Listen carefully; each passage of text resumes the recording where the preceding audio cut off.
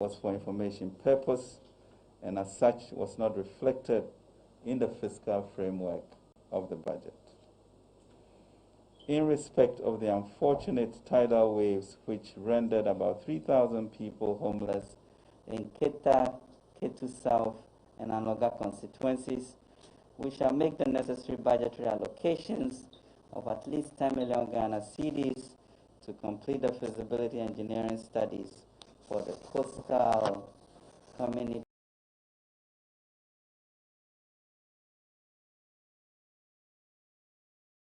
is adversely affected.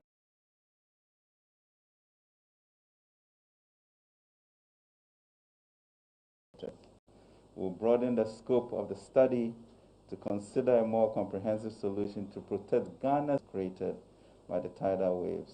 The acre energy transaction, we shall amend paragraphs 8 to 9 of the 2022 budget on the acquisition of a stake from Aker Energy and AGM Petroleum by GNPC to reflect the resolution of Parliament dated 6 July 2021 that the terms and conditions of the loan for the acquisition of the shares shall be brought to Parliament for consideration pursuant to Article 181 of the Constitution. And on the benchmark values, we shall avert any hardship to importers and consumers while safeguarding the interests of local manufacturing industries to secure and expand jobs for our people. The administrative exercise, which review 43 out of 81 line items, has the objective to promote local manufacturing and the 1D1F policy, including the assembling of vehicles. It is important to note that this adjustment affects only 11.4% of the total CIF value of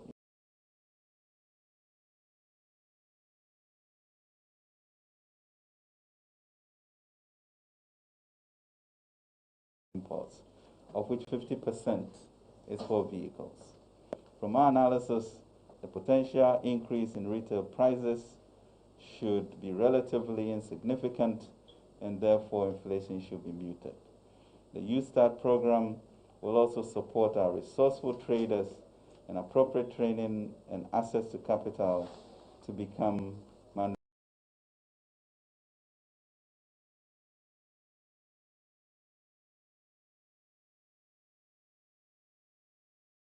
manufacturers in order to expand the industrial base of our society and our import substitution strategy in line with our Ghana Beyond Aid agenda.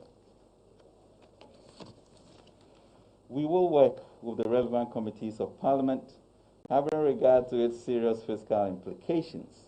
We'll continue our consultations with the Minority Caucus in Parliament and other relevant stakeholders with a view to achieving consensus and reverting to the House in the shortest possible time. Ladies and gentlemen, with approval of the budget secured on 30th November 2021, we should now move on to the urgent task of working towards the passage of the appropriation bill before Parliament rises on December 17, 2021. We believe that the concerns raised in Parliament on the 2022 budget should be resolved during the discussions of the budget estimate of MDAs, other government obligations, and bills at the committee level in Parliament, as we have always done. Indeed, there have been occasions that Parliament, through the Finance Committee, had revised fiscal measures. There have also been several instances that estimate of some MDAs have been revised to reflect recommendations of the committees of Parliament. It is not uncommon for the allocations in the appropriation to change to reflect the discussions at the consideration stage. Ladies and gentlemen, the national budget remains the single most effective tool to address the greatest challenges of our nation. As a country, we cannot allow such a strategic national tool to be held hostage by partisan or parochial interests, especially when the consideration stage offers every opportunity for such redress. The 2022 budget has an added layer of significance for government as it drives forward the great mission of our time, building a sustainable entrepreneurial nation. The budget seeks to address the triple helix of our time: high unemployment, high debt, and inadequate infrastructure, even as we pursue our agenda for increased social mobility and justice for all. Ladies and gentlemen, on unemployment, we are faced with an urgent challenge. Our population has grown from 6.7 million in 1960 to 30.8 million this year, and has gotten increasingly useful. In 1960, for instance, we had approximately 1.1 million Ghanaians between the ages of 15 and 24, and this year that number stands at 6.3 million people. The key question becomes, how do we extend opportunities to our youth in a sustainable way and eliminate the indignity of joblessness, underemployment, and vulnerable jobs? The theme for the Ajinkwa budget is building a sustainable entrepreneurial nation, fiscal consolidation, and job creation. The budget outlines the policy direction and fiscal framework for 2022, as well as the medium-term vision of His Excellency the President. How do we reject this President's executive policy? With that approach, we may never have had a free SHS policy. The budget also introduces a groundbreaking multi-year Ghana cedi 10 billion Youth Start program, a historic intervention which would involve the collaboration of our local financial institutions, development partners, and international financial institutions. It seeks to tackle comprehensively the youth unemployment issue. Like the senior high school program, the Youth Start program will have an equally momentous impact on our society, a game changer in social mobility, decent jobs, and dignity. The program is designed to provide relevant skills and access to long-term affordable capital, to empower our youth to create their own businesses, and also to expand the private sector to create more jobs for Ghanaians. Ladies and gentlemen, as I mentioned in my budget speech, recent economic data suggests that the overall tax to GDP ratio for Sub-Saharan Africa in 2018 was 16.5%. The tax to GDP ratio for Ghana in 2019 was estimated to be 12.2%. Our tax to GDP ratio is lower than our peer countries in West Africa and significantly lower than many developed nations. South Africa 26.7%, Senegal 16.4%, Sub-Saharan average 16.5%, and Ghana 12.2% in 2019. Ladies and gentlemen, these statistics are a poor reflection on the country and highlight the need to change the narrative. We cannot continue to depend on such a low tax base to generate adequate revenue, service and reduce our debt, to build our infrastructure, especially roads, and to create needed jobs for our youth. The future is therefore one of sacrifice from all of us and burden sharing as a people with one language to transform our republic. Furthermore, out of about 18 million potential income taxpayers, only 2.4 million persons, approximately 8% of the total population, are registered as personal income taxpayers as of August 2021. Only 45,109 entities are registered as corporate taxpayers, while 54,364 persons are registered as self-employed taxpayers at the Ghana Revenue Authority. And there are about 17 million registered voters and about 19 million active mobile money accounts. In using the 17 million registered voters or the 19 million mobile money accounts as a proxy for Ghanaians that are of adult age and economically active, and comparing to the 2.4 million Ghanaians who pay income taxes, we are confronted with the stark reality that the structure of our economy is quite informal, unlike the Western economies, and as such, the traditional tax handles, the personal income tax, also known as payee, may not be as effective in raising the required revenue. Ladies and gentlemen, we are determined to enhance domestic revenue mobilization. The essence of our proposal on the e-levy is to widen the tax net and generate the required revenue support entrepreneurship, youth employment, to build our infrastructure, especially roads, and reduce our debts. Permit me to emphasize that the e-levy represents our greatest opportunity to, in the medium term, broaden the tax base and meet the tax to GDP ratio of 20% as pertains among our peers. To lessen the impact of the e-levy on consumers and subscribers, especially the more vulnerable, we shall work with all stakeholders, including the telcos, to ensure that we respond to the needs of the people. We shall also ensure that administrative measures will be taken to avoid attempts at evading the e-levy taxes. The proposed e-levy is largely progressive. We have intentionally set the Ghana CD 100 threshold, covering about 40% of Momo users, mindful of the need to exempt vulnerable groups while continuing to encourage the development of our nascent digital economy. This, to a very large extent, would ensure that a significant number of Ghanaians, low-income earners in the informal sector whose daily transactions fall below the 100 CD threshold are totally exempt from the payment of the e-levy. There are other issues that have been raised by the minority caucus and concerned citizens, such as increasing fuel prices, poor infrastructure, and insufficient job creation. We expect this budget to tackle all of these issues. The provision of the threshold demonstrates a caring government, the actions of a government that has since 2017 implemented some of the most innovative social intervention that this nation has ever seen. As you can see from the budget, various measures have been outlined. We'll continue to remain people-centered in our transformation agenda through the e-levy and other revenue financing sources. We'll be establishing the unprecedented 10 billion Youth Start program, our vehicle to remove the fundamental impediment to the growth of enterprises in Ghana, access to capital. We'll also address the provision of the requisite skills for our young people to confidently start, manage, and expand their own businesses while expanding the private sector to create more jobs. Significantly overhaul the digital infrastructure on which the transactions occur.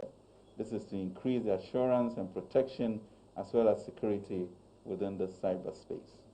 We will aggressively expand the digitization agenda to bring more convenience to Ghanaians. Efforts to improve the delivery of health by digitizing records, supporting platforms for e-pharmacy, and improving birth certificate issuance to newborns will be sustained with funding from this levy.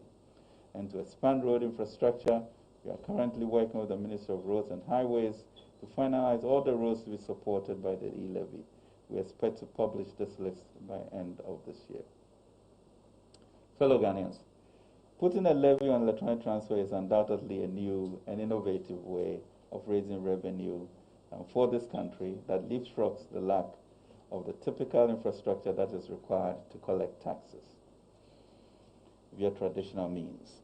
This approach capitalizes on the new digital age that we find ourselves in today and the advent of e-money and proliferation of online transactions. Most of us today are just as comfortable ordering food online or clothes from a virtual shop as we are walking into a shop or a restaurant. We need to review our approach to tax collection to reflect this new reality. But of course, with all such new cutting-edge and innovative initiatives, we do expect to encounter some challenges during the implementation stage, as we humbly request that you all bear with us as we roll out this new way of revenue collection. We'll also set up call centers to receive any complaints and all suggestions. In this consultation period, we expect to listen more to such views and ensure that the mistakes that others have made are averted in Ghana. To protect the public purse, ladies and gentlemen, we have also heard increasing concern on the need to be efficient with public expenditure. As a government, we have demonstrated full commitment to protecting the public purse and using the funds through various revenue policies judiciously. But there's more to be done. In the 2022 budget, we have committed to consolidate our efforts through the following measures. The use of the Ghana Integrated Financial Management System in initiating and processing all requests will be strictly enforced. Additionally, GIFMIS will be retooled to enable potential contractors to verify and confirm availability of funding for awards of contracts. Only items specified in approved MDA's procurement plans posted on the PPA website can be considered for procurement contracts, and ensuring that MOUs and agreements that commit the government of Ghana financially are first and foremost approved by the Minister for Finance. In conclusion, ladies and gentlemen, the full consequences of not passing a budget are serious. This would imply that from 1st January 2022, for government to continue work, we will need to obtain parliamentary approval to spend in advance of appropriation. Other than that, the entire government will have to shut down, which would mean, to name a few, no salaries for the almost 700,000 public sector workers, including nurses, doctors, teachers, personnel of the security services, no government services and other expenditures, including payment of contractors, uncertainties in the business environment, and pressure on the currency leading to currency depreciation. Furthermore, would have incurred devastating damage to our fiscal consolidation program, debt sustainability, and international capital markets credibility. Ladies and gentlemen, government is very committed to addressing the challenges we face as a nation and sustaining our recovery from the impact of the pandemic within our fiscal consolidation and debt sustainability. We have a very competent team managing the economy, and the prospects are bright. I believe that this budget sets us on a path of irreversible transformation, from dependence on the state to individual enterprise, from generation of job seekers to a generation of job creators, and from a place of inertia and uncertainty to enterprise, innovation, and progress for all. Let me express my deepest appreciation to Parliament for the continuous support we have received over the years. We will count on them for approval of the estimates and appropriation. We are also thankful to the Ghanaian people for their sustained interest in the process towards building our nation for today and the future. I would like to take this opportunity to send a congratulatory message to our industrious farmers and fisher folk for their tremendous contribution to the economy and development of the country.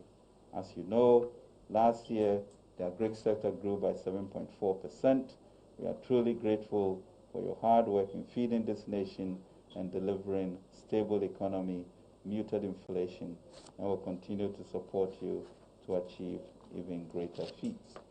Let me also take this opportunity to congratulate the President as the Man of the Year in the Forbes magazine, continuing to show the beacon for Africa and the world. Ladies and gentlemen, I thank you for your attention, and God bless us all. And let us move with courage, with love, with self-discipline, and the good Lord will bless us and bless our nation, Ghana. Thank you very much. Honourable Minister, thank you for the statement. Colleagues, we'll do two quick things. For the benefit of our colleagues who are broadcasting in 2 minutes, I'll do a quick summary, and then we'll take your questions. Please indulge me there.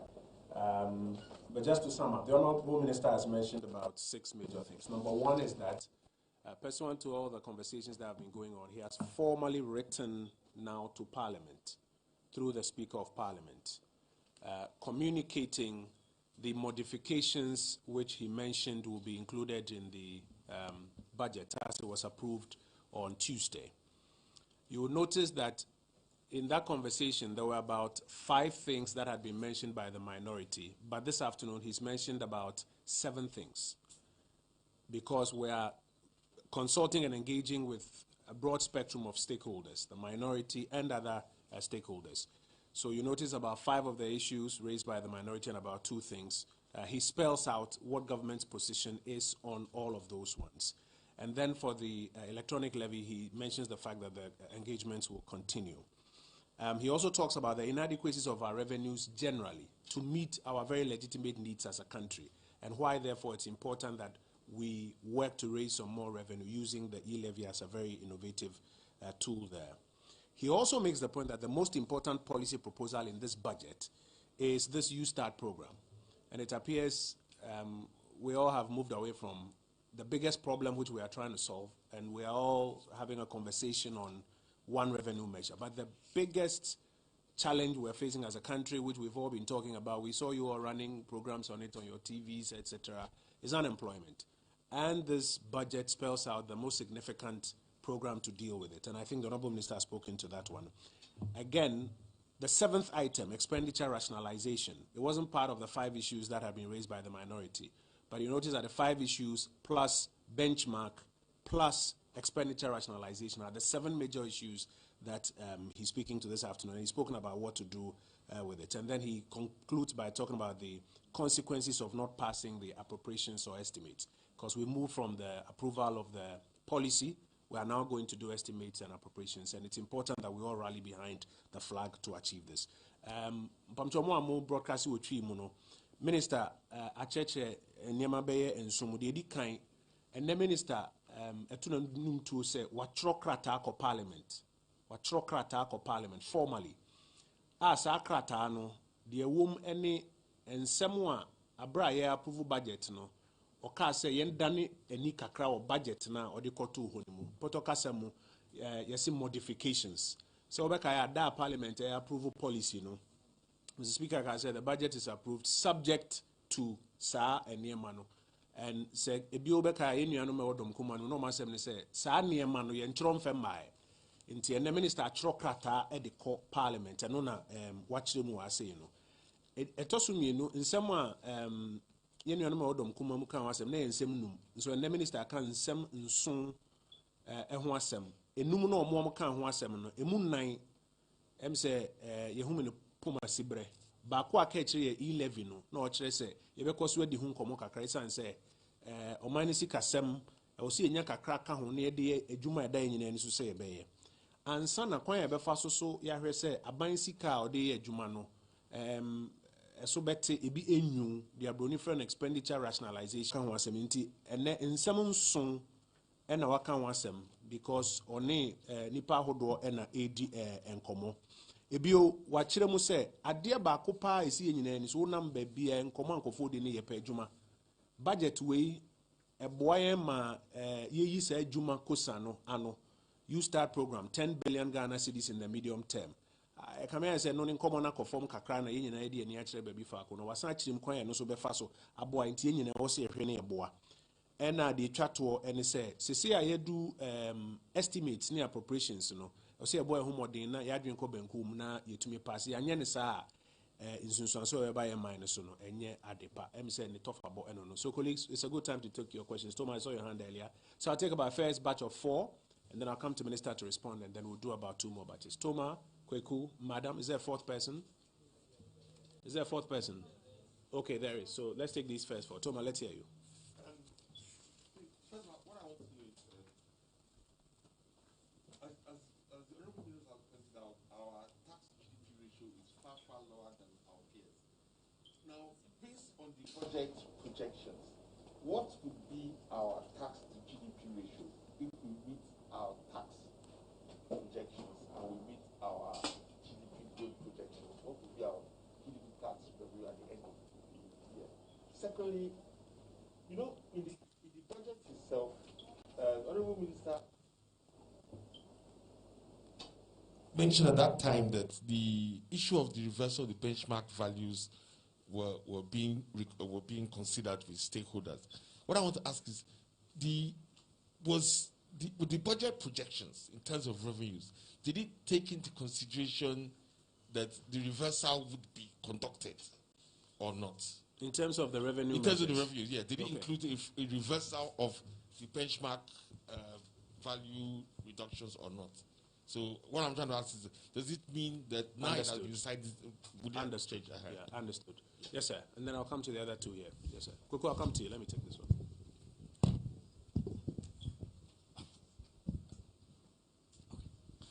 My name is Maxwell Adombile from Daily Graphic.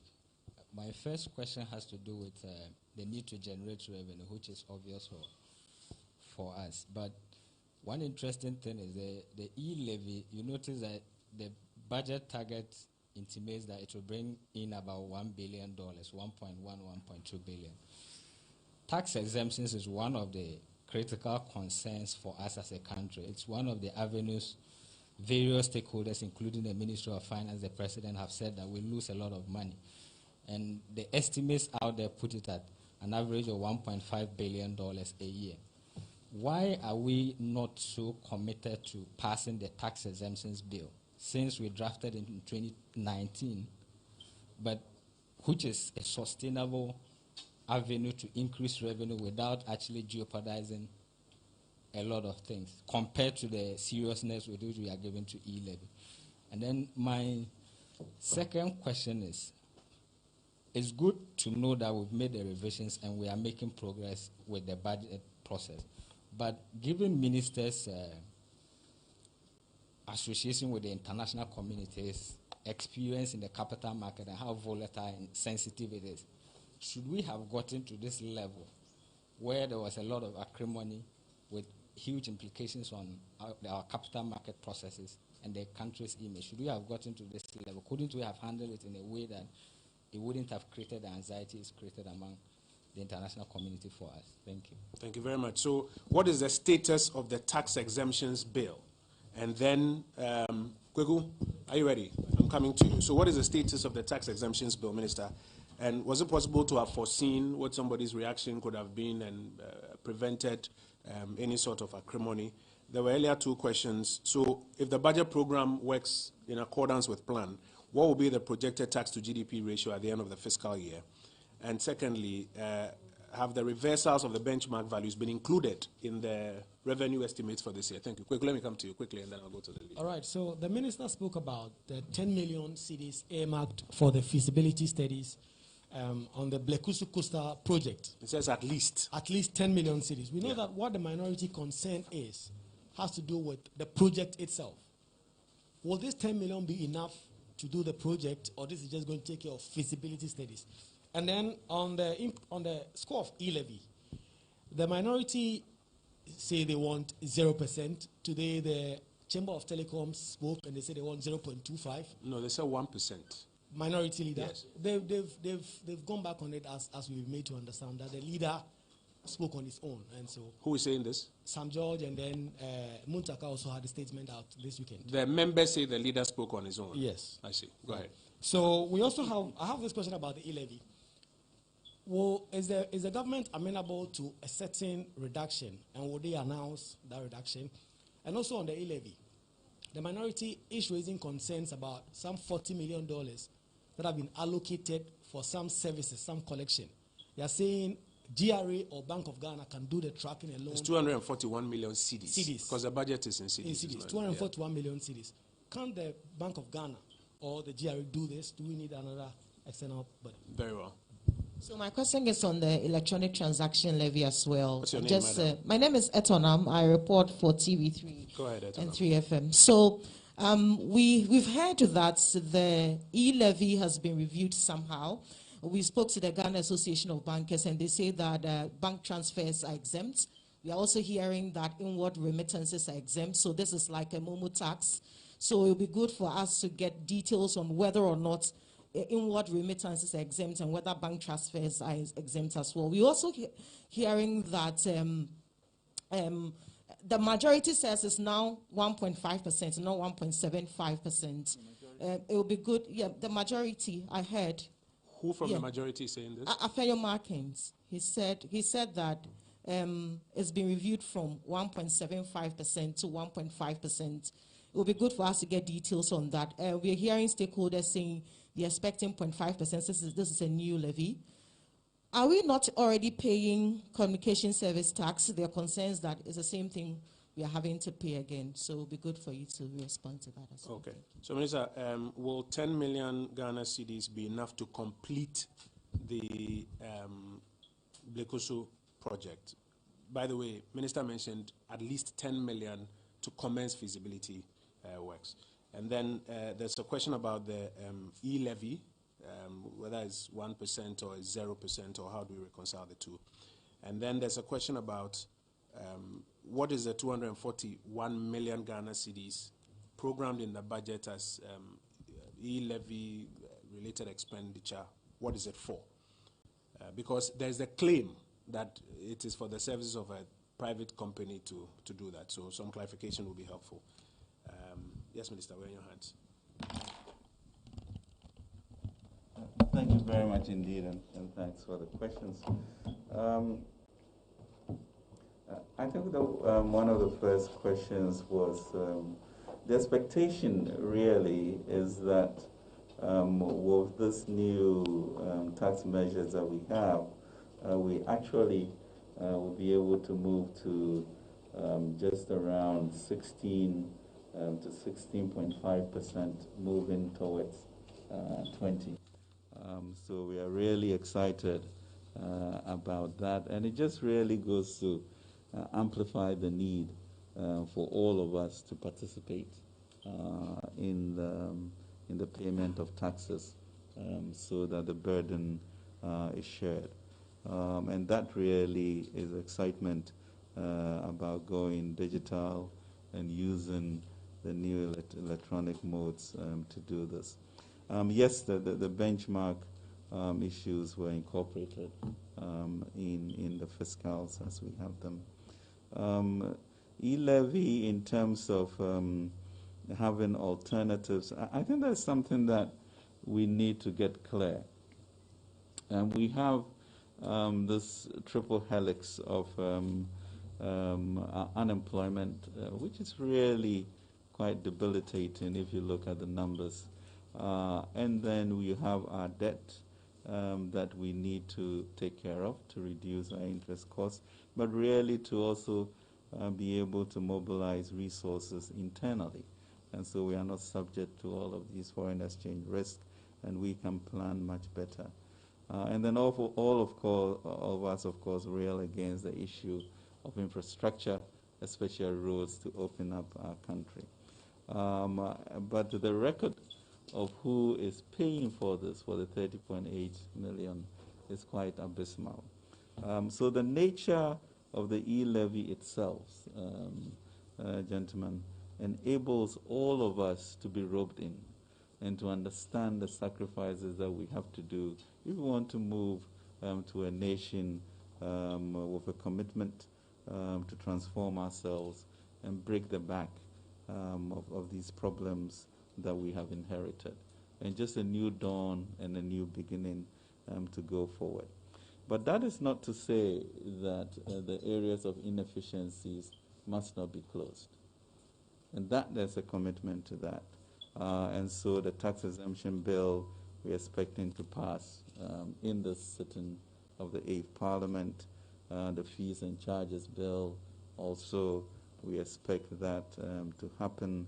And so all of that then goes to reduce, sort of the volatility and the uncertainty on our revenues, and we can plan and do things better with everybody contributing their quota to this. So philosophically, we also, as I mentioned, have realized, you have realized the way in which the nature of commerce is going. And therefore tax handles are going to change. We better move into that regime now and begin to understand the issues around them and perfect it as we move forward. And there's no better time than now. I think it's been unfortunate with regards to the responses and what has occurred in Parliament, increasing sort of the volatility in the marketplace and the widening of our spreads in the international capital markets. Yes, it could have been done differently. And as I mentioned today, under the instructions of the President, I sent a letter to the Speaker on the modifications that are required for us to move forward in harmony. So of the 5 areas that the minority have brought to bear, and what we have also heard in the public, we sought to address at least 4 out of the 5. And the real issue of the e-levy, to really continue with the consultation and see how we can find a way to come to redress. But as we mentioned, typically one does not reject the policy orientation of the government, but you go into consideration and committees, and that is where the appropriate changes are made. So we pray that as I sought consensus from November 26th, then successfully on November 30th, this will lead to the House sitting, the estimates being looked at, so that we will meet the December 17th deadline when Parliament is rising, to avoid the untold hardships that may occur. So it's unfortunate, but you know, in the life of a country, all of these things are experiences that we learn, and the public then become a good judge for the politicians in terms of how to manage situations of this nature. I think the issue of Keta, Ketu South, and Anlogan is quite clear with us, and therefore the humanitarian issues will be taken care of. But there's a need really to sort of conclude a thorough feasibility study on it. You know, in reality, we have about 540 kilometers of coastline, and between Aflao and Prampram is about 150, 149 kilometers that we have. In sitting in this chair, in this office, I have seen sea defense projects, you know, somewhere between 3 and 500 million CDs for, let's say, 5 kilometers of sea defense. And I imagine that through the 544, let's say 100, if you want to be simple about it, that then results in what? Maybe 40 or 50 billion US dollars. So there's a real need for us to also really dig deep into understanding the type of technology that we need to use to make sure that we protect the coastline. So I think there's an added urgency to do that and to review the cost of any such projects. But in terms of what we have to do immediately, I think that is going to be taken care of, and we are very committed to that. 241 million. 241 million for the establishment or the facilitation of the e-levy. Is that the question? Yeah, the question is Great. 241 million in the budget. What is it for? Okay. Thank you very much for that question. You know, typically, well, not typically, we do have an understanding of GRA which uses approximately 3% or so of the money it raises for ensuring that they can make such collections. So truly, this 241 million, it's reserves that we intended to put aside to facilitate GRA's collection of these resources.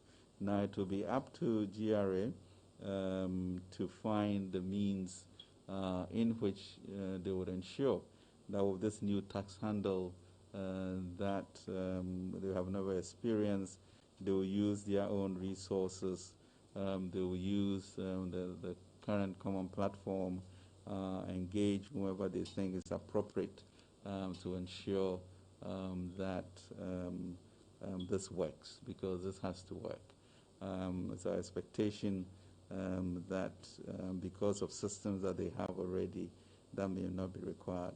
In addition, typically when we have new tax measures, there's the issue of refunds, and we usually make some compensation for that, maybe sometimes 6% or so of the value, to ensure that if those refunds come, we are able to pay for them.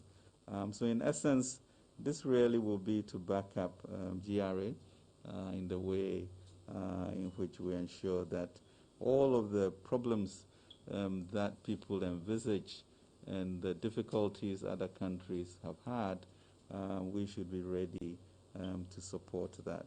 There's no agreement with anybody at GRA or Ministry of Finance as to a service provider for this, but quite a number of local Ghanaian companies who helped us with Ghana.gov, have been approached to look at this problem to ensure that we establish it, a lot more firmly, and we do not lose resources in that.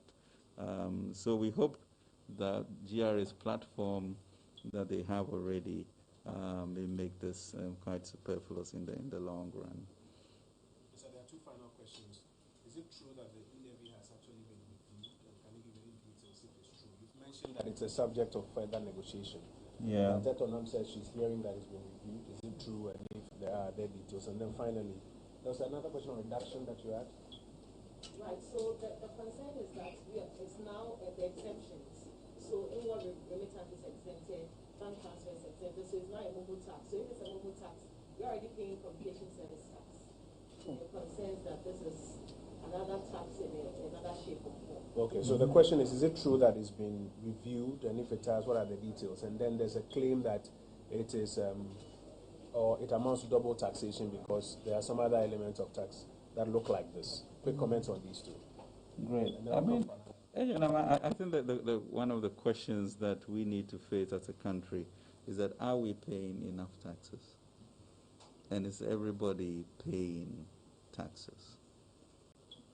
So this is a fiscal measure to try and answer those issues and also ensure that we tackle the youth unemployment problem with more revenue, that we look at our debt issues and reverse where we are, and then thirdly, that we also look at our infrastructure in a way. So that is not, and then the issue of everybody participating at this juncture in our life as a nation as to how to move forward. Okay, so that really should be the fundamental issue. Will this enable us to meet these demands that we as a nation need to tackle? Now, that's a tax measure. Okay. I think the issue for us is, as I mentioned in my letter to the Speaker, the fiscal implications of the e-levy are very clear to us as to how we get these resources to do the work that I have mentioned. And so the consultations are still going on with stakeholders, widely, to find means in which we can agree, we can look at the fiscals, ensure that the 7.4% deficit is attainable, that by 2024 we are back to the FRA of 5%, etc., and that our debt levels are going down. So it's not an inconsequential decision, and we continue really with urgency to make sure that we get back to stakeholders and minority caucus, in the shortest possible time. With regards to the minority moving from 0 to 1%, etc., I can't say much about that. So as it stands, the e-levy is still 1.75. The e-levy is still 1.75. We're in serious consultations, keeping clear about the fiscal implications of what it will mean. And then the coverage, so bank transfers are covered and inward remittances are covered. All that has not been reviewed. I think, as Minister has mentioned, I'm giving you the clarity. As Minister has mentioned, it is a matter that is at large for negotiations. I think it will help those discussions and the broader public education if we don't begin taking some fixed positions on it. Now, Minister has mentioned that it's a 1.75. We've heard things in the public domain about 0.5, 1%, etc. But let them finish the conversations on it, and then we can have some definite matters. The last batch of questions, and this time I'll expand to about 6, and then we'll wrap up. I want to take a quick hold on, because I've heard from you earlier. Let me take those who haven't spoken, and if I have an excess, I'll come to you. There are 2 at the back who haven't spoken. Then there's a call here, 3, 4, 5. Let's find out, right? 5. Is there a 6th? Else I'll go to Kweku and give him the 6th. Kweku, so I'll give you the last word as a 6th. So let's start from this end, and let's be snappy, please. Good afternoon, Minister. My name is Joshua from BNFT. So given the, going back to the e-levy, how long do you think it's going to take for it to be passed in terms of the acceptance, given the restraints from the minority and also other stakeholders in terms of the consensus building on this particular topic, on the e-levy? How long do you think it's going to take, given that our appropriation bill is supposed to be passed before the end of the year? So, Minister, are you hopeful that the conversations on the e-levy will be concluded before appropriations is passed? Good afternoon. My question has to do with the there are concerns that... You don't like... You start. You like e-levy. No, go ahead. I'm just kidding. Okay. So there are concerns that government agencies and quasi-government agencies which use Momo as a means of payment would also fall within the tax.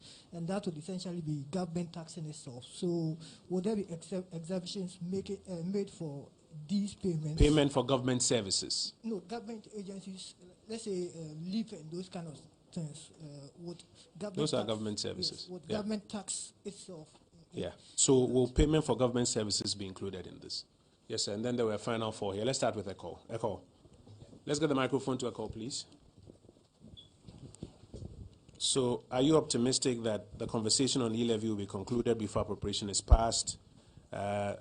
Will e-levy apply to government services or payment for government services? Yes, Echo. Yeah, thank you. Minister, we noticed that for the first time in the budget presentation, you mentioned a deficit figure that includes legacy debts.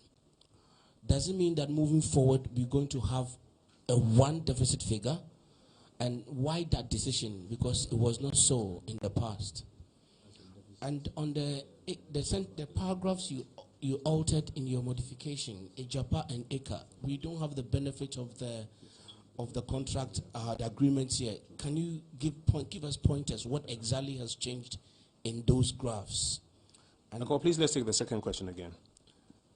In the modification, yes, you mentioned that they've altered a graph or so in the Ejapa. No. A paragraph, a paragraph in the Ejapa and then the Eka deal. I'm saying that we don't have the benefit of that document here. So if you could point us to what exactly that means. No, it was quite clear. It says it will be amended to take out the reference to mineral royalties collateralization. It's clear here. So it's a sentence that it's just going to take out? Yes. Okay, so that is the discomfort of those who have raised it. So that will be taken out. Okay, thank you very much for that. And then on the other matter as well, we've always talked about deficit if you include energy sector, etc., and if you exclude them. So it's not the first time.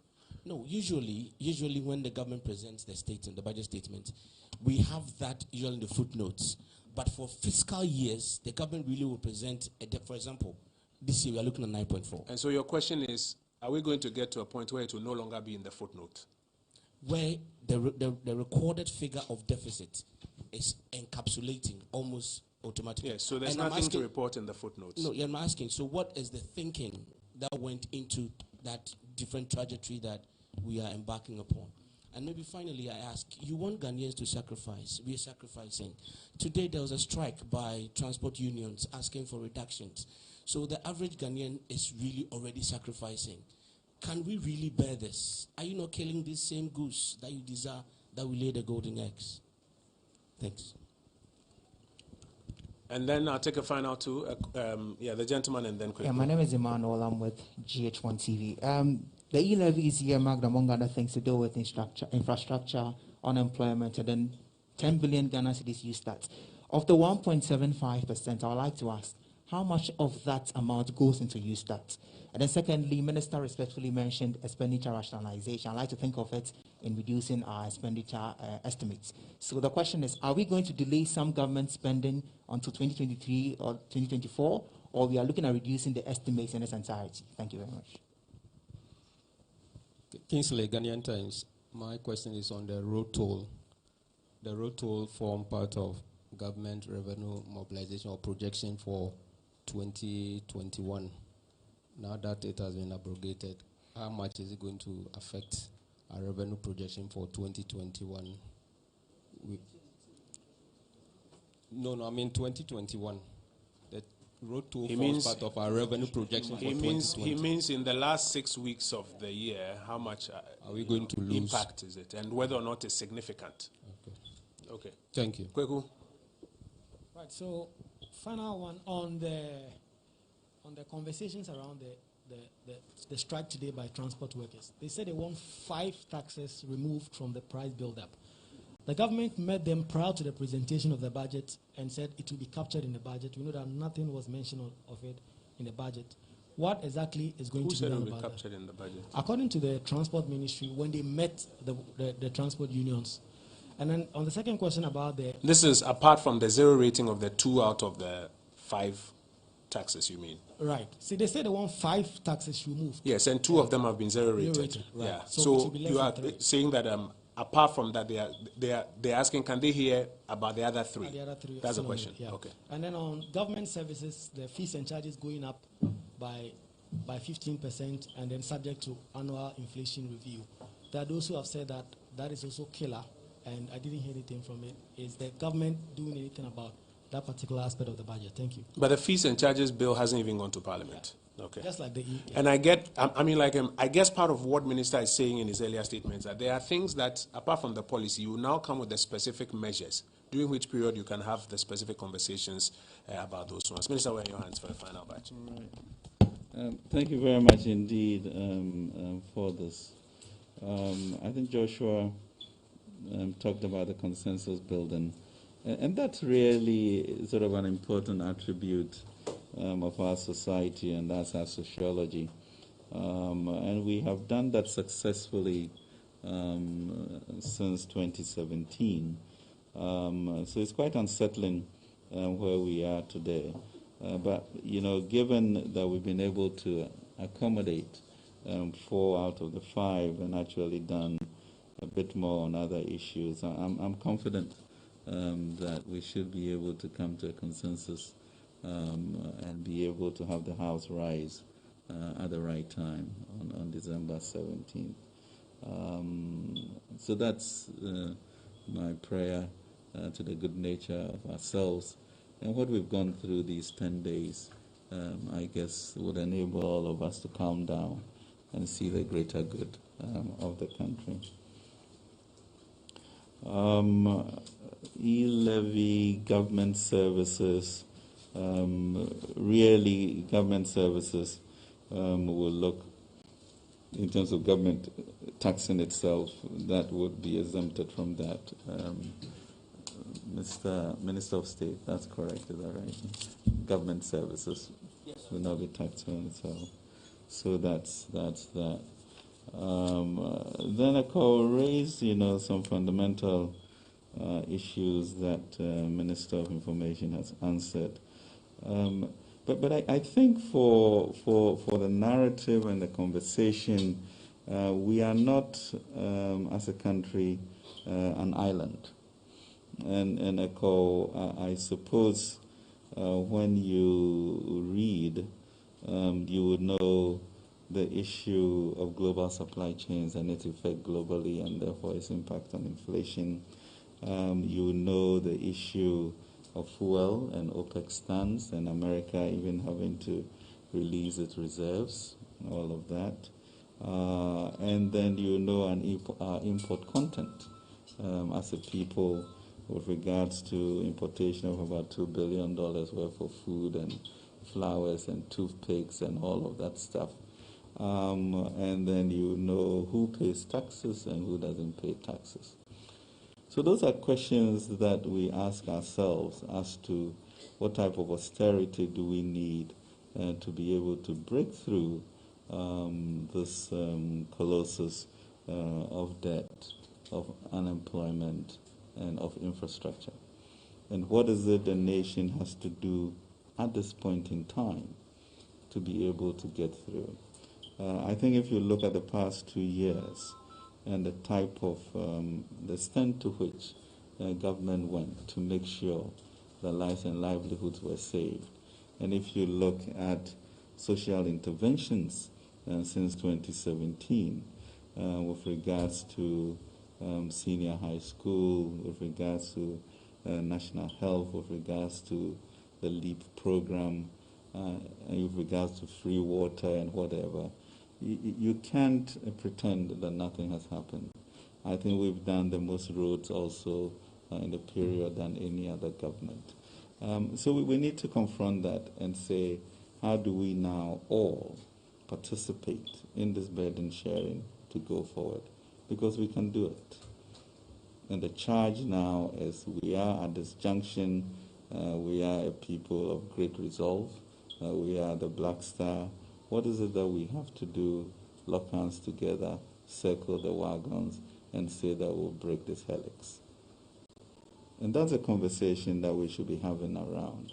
If you look at the youth, whose child should not be working? And what is the indignity of staying at home? And what is the cost to that person? So an intervention of 10 billion cedis, which is historic, never been done before, with that type of impact that senior high school is also having. It's going to change the way in which dynamism, innovation, self-confidence will come to our country. And we want those legs to be moving. So 0.25% of the levy is almost equivalent to 1 billion cedis, which we have committed to do the next 3 years to make sure that the issue of access to capital, training, and technology are available for people to be entrepreneurs as we build an entrepreneur nation. But even if not everyone can be an entrepreneur, private sector with more resources will expand to be able to absorb more people. And that really, I think for me, the Youth Start program is what gets our common humanity in place, and to think for the reason, for the sacrifices that we have to do to move to the next level of middle or high income country. And that's just the reality of facing the world that we are in, and we as a people saying there's nothing to fear but fear itself. And let us go for high achievement, so that we can really break through this perennial problem. So that's how I look at it, and the old talk about, breaking the golden egg and all of it. Very, very emotive, but truly to get social mobility, there has to be a way in which we found a way to educate people, which some other parties said was impossible, and we did that in the same way in which we are bringing this 10 billion intervention to make it possible to see a different world for our people. And so the Youth Start program is a game changer for the country in terms of an sustainable entrepreneurial nation. And that's where we should go as a people. So very excited about that, looking forward, to an engaged society that would really herald this new beginning that we are talking about. Mr. Minister, I'm not sure what the road toll program. Yes, I think it was about maybe 74 million cedis for the whole year. So my old arithmetic will bring it. Yeah. So that's what. But really, in terms of the question will become the opportunity cost, and we are talking about $7 billion cedis for e-levy. And so you begin to sometimes ask the question, why would somebody ask about a 7 million CD problem when we have this gargantuan issue of moving the nation ahead with that? And the issue of the road tolls, I think there were some things which really were quite pernicious. The issue of pollution, and just the hassle of sitting in a trotro, sweating, and being in traffic for that long. I mean, that's not the way to get to work, you know. So for us, I think eliminating that and looking then into the future for these PPPs, which are then real highways, to then toll them, we think will be of more impact and effect than what we have there. So that will be the reason, and that really is the cost to us. Mr. Minister, are there some others? Yeah, there was a final question on does expenditure rationalization mean that some things are going to be cut or things are going to be deferred? Yeah. No, I think we laid out some of the issues in terms of intense application of expenditure commitments and the value for money issues, and how we have to make sure that the pricing of government services are appropriate. The projects that are brought to us are looked at, you know,